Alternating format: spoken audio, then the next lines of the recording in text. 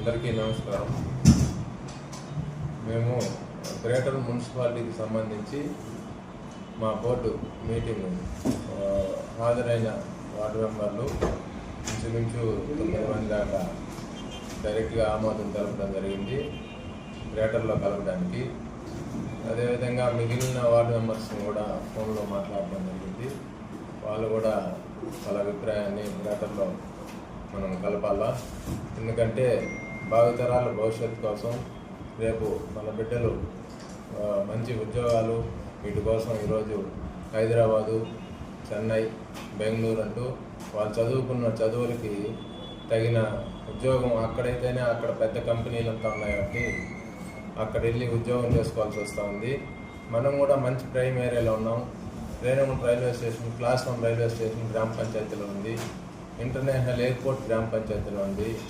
మంచి మంచి international schools అన్నీ కూడా గ్రామ పంచాయతీలు ఉన్నాయి.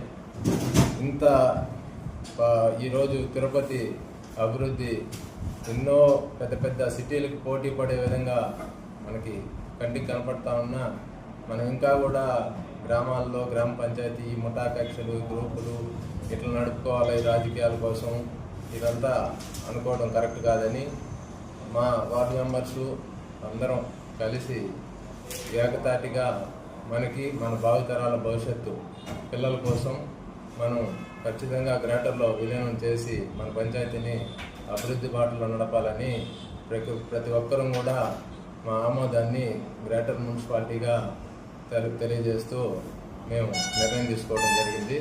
కాబట్టి ప్రజలు కూడా దీన్ని అర్థం చేసుకుంటారని భావిస్తూ ప్రతి ఒక్కరికి ఇక్కడికి వచ్చిన వార్డు మెంబర్లందరికీ కూడా నేను ఎంతో ఆనందంగా వాళ్ళకి కృతజ్ఞతలు తెలియజేసుకుంటున్నాను.